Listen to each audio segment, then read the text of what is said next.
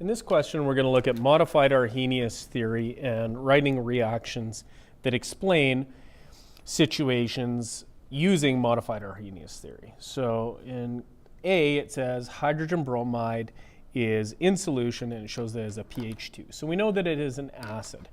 And our general practice for doing any questions like this are you've got some chemical and water.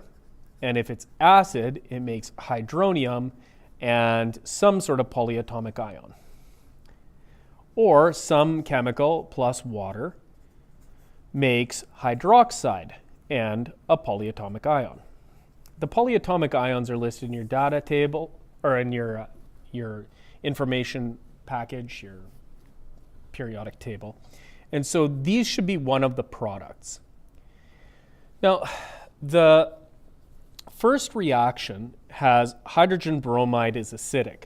Well, hydrogen bromide, if we had regular Arrhenius theory, would just be easily described like this, right? So that the acid is ionizing to become a hydrogen ion and bromide. But as we said, modified Arrhenius has water, and if it's an acid, it makes hydronium.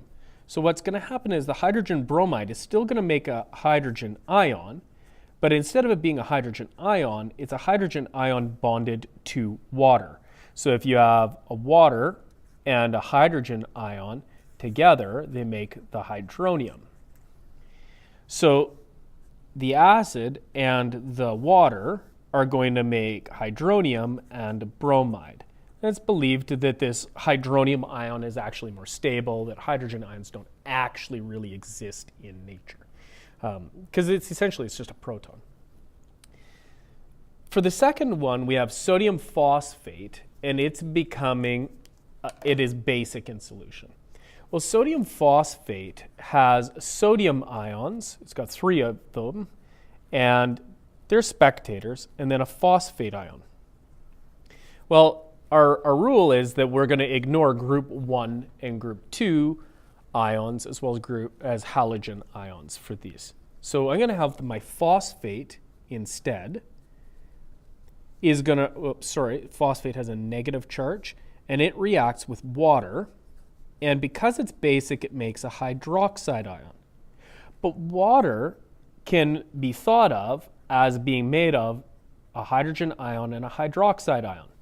So if I have my hydroxide coming from the water, then my hydrogen ion needs to be connected to something too. So it bonds to my phosphate and makes HPO4 2 negative.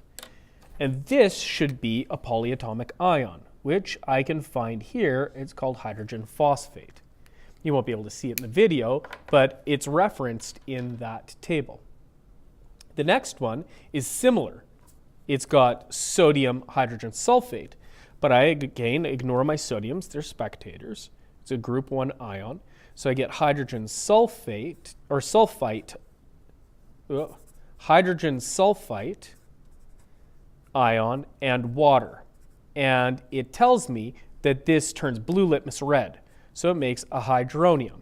Again, you can see that this is a hydrogen it could donate, and if it did that, that hydrogen reacts with my water to make the hydronium, my sulfite ion remains. And that's listed on the table here where you've got the sulfite ion. And so this is a reasonable polyatomic ion as a product. The next one has hydrogen phosphate, so we've already seen this. If I have hydrogen phosphate in water, hydrogen phosphate in water turns red litmus blue. So I know that it is a base, so it makes a hydroxide, and the hydroxide is coming from my water. So if that hydroxide is coming from water, that hydrogen has to bond here, and it makes dihydrogen phosphate. And dihydrogen phosphate is listed here, again in the table, and it helps to explain. Now, the 2 other kind of trickier ones, I guess, are the sodium oxide. Sodium oxide, I'm going to ignore my sodiums, and my oxide is going to react with water. and it's going to make, it says that it's a base. Red litmus turns blue, so it's got a hydroxide. But the other common ion would be another hydroxide, right? Hydroxide is listed in my polyatomic ion chart here, and I have 2 oxygens and 2 hydrogens, net charge of 2 negative. The final one that I'll talk about, the last one is actually best described by just regular Arrhenius theory, but sulfur trioxide gas is going to react with water. And it says that it is going to turn blue litmus red, so we have a hydronium. But that hydronium, if it's coming from here, has to react with the water, and this doesn't have a hydrogen. So instead, it has 2 waters. One of them splits apart and makes a hydronium, and then the sulfur trioxide has to react with my hydroxide. So I get H, S, and now I've got 3, and another is O4 with a 1 negative charge. And that ion is listed here in my chart, and it helps explain why sulfur trioxide, when dissolved in water, will be acidic.